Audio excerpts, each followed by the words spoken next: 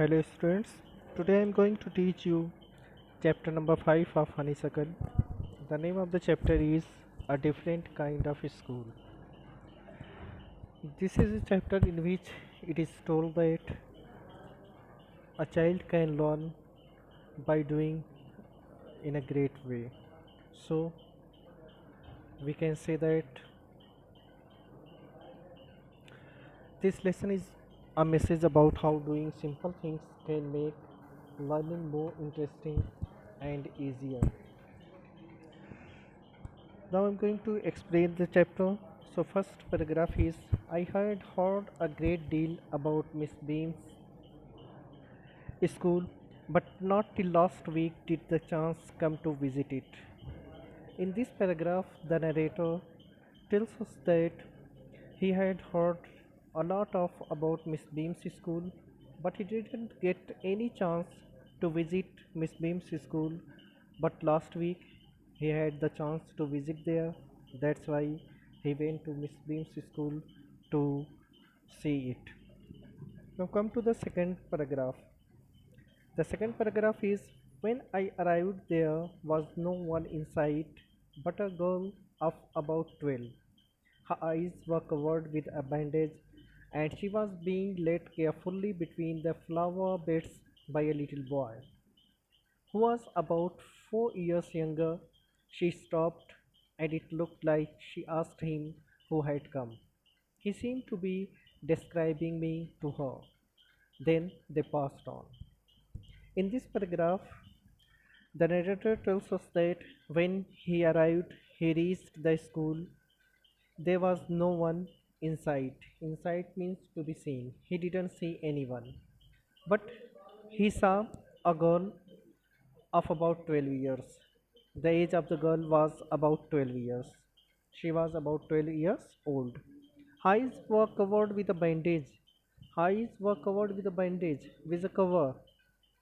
Means she was not seeing anything, she was not able to see anything, and she was being led carefully between the flower beds by a little boy, and a little boy was guiding her, was leading her between the flowers bed. She was going between the flowers bed um, with a little boy who was about 4 years younger. The boy was looking about 4 years younger than the girl, means the boy was about 8 years old. She stopped, and it looked like she asked him who had come. The girl stopped when she heard the voice of walking of the narrator. The girl stopped and she asked the boy who had come, who is going on, who was going on through the that way. He seemed to be describing, and the boy was looking like he was describing, he was explaining to the narrator to her, to the girl. He was describing, he was explaining about the narrator to the girl.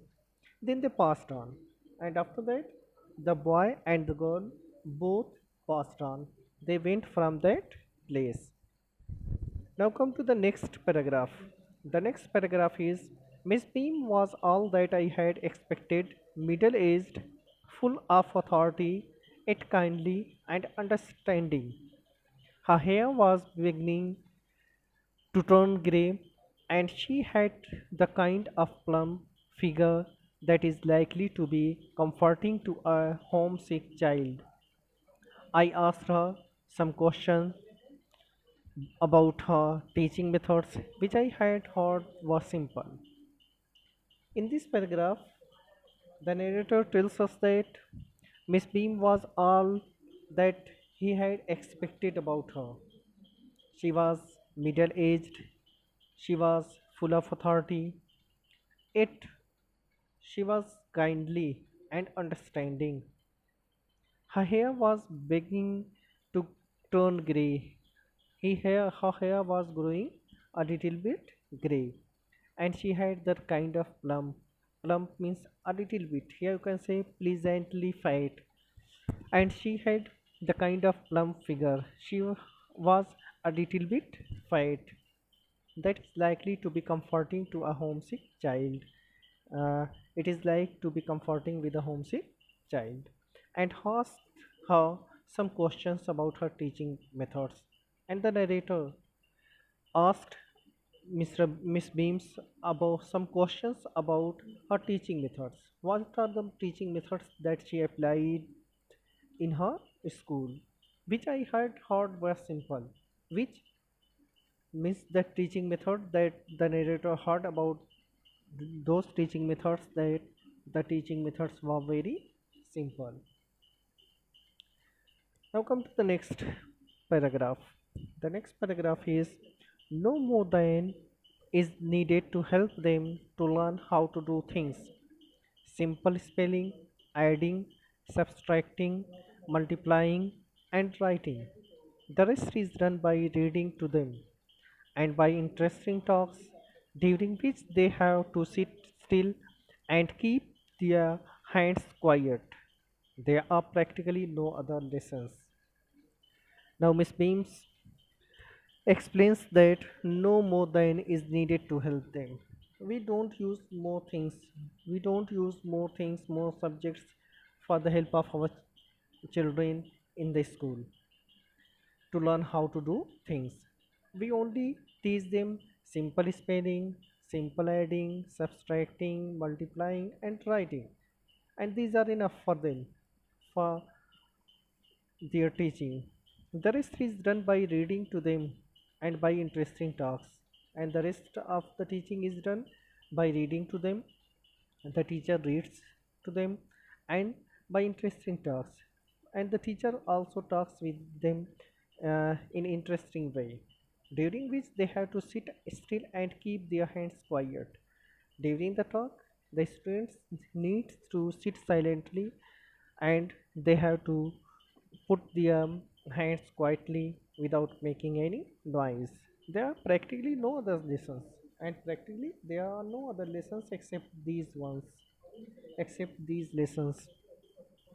Now come to the next paragraph. The real aim of this school is not so much to teach thought as to teach thoughtfulness, kindness to others, and being personal, responsible citizens. Look out of the window a minute, will you? Now, Miss Beam explains that the real aim of the school is not so much to teach thought. We don't go to teach the students about different kinds of thoughts as to teach thoughtfulness at the place of thought. We teach the students thoughtfulness. The meaning of thoughtfulness is kindness to others. We teach the students kindness to others and being responsible citizens, and we also teach them to being the responsible citizens. They must be aware about their duties of their citizenship. Look out of the window a minute. Now Miss Beam tells the narrator, come to me and look out of this window. Will you? She asked, will you come and look out of the window? Now come to the next paragraph. I went to the window which overlooked a large garden and a playground at the back. What do you see? Miss Beam asked. The narrator tells us that he went to the window which overlooked a large garden. From the window, one can look out of a large garden and a playground at the back. And at the back of the garden, there was also a playground. What do you see? Now Miss Beams asked me, what do you see? And come to the next paragraph. I see some very beautiful grounds, I said, and a lot of jolly children. It pains me, though, to see that they are not all so healthy and active looking. When I came in, I saw one poor little girl being led about. She has some trouble with her eyes. Now I can see two more with the same difficulty, and there's a girl with a crutch watching the other side play. She seems to be a hopeless cripple. Now the narrator replies replied to Miss Bean, I see some very beautiful grounds. Yes, here in your school I can see a few I can see beautiful grounds. The grounds are very beautiful. We can see greenery and flowers here and there in your grounds. I said, Miss the narrator said, and a lot of jolly children. And I can also see a lot of jolly children, happy children. They are playing happily. They are going here and there in that playground. It pains me, but it also pains me, though, to see that they are not also healthy and active looking. But it pains me that to see that the children of your school are not so healthy and they are not looking active. They are inactive. They are not healthy. And seeing these sceneries pains me. When I came in, I saw one poor little girl. When I entered in your school, at that time I saw a poor little girl. I saw a little girl being led about, who was guided by a boy, who was being led by any other person. She was not able to walk herself because she was blind. She has some trouble with her eyes. She has some trouble with her eyes, means she was blind. She was not able to see. That's why she was led about with the help of other student. Now I can see two more with the same difficulty. Now I can see from here, from your window, I can see that two more students are with the same difficulty. They are also blind. And there's a girl with a crutch. And I can also see a girl with a crutch. Crutch means you can say a long stick that the lame person used to walk. There's a girl with a crutch. I can see a girl with a crutch with a stick watching the others at play. She was she is walking, she is seeing, she is watching other students playing at the ground, and she is not able to play because of her lameness. She seemed to be a hopeless cripple. Cripple means here you can say disabled person, lame. She seems as if she is lame. She is not able to walk. Now come to the next paragraph. Miss Beam laughed. Oh no, she said. She is not really lame. This is only her lame day. The others are not blind either. It is only their blind day. I must have looked very surprised, for she laughed again. Miss Beam laughed. When Miss Beam listened my answer, she laughed. Oh no no, you misunderstand. You didn't understand. She said, she is not really lame. That girl is not really lame. This is only her lame day. This is only her lame day. That's why she was playing the role of lame. That she can understand the difficulty that is faced by the lame person. And by playing the role of lame, she can understand the difficulty of a lame person. The others are not blind either. And the other children, other students are not blind. They are only, it is only their blind day. It is only their blind day. They are only playing the role of blind, that they can understand the difficulty that a blind person face.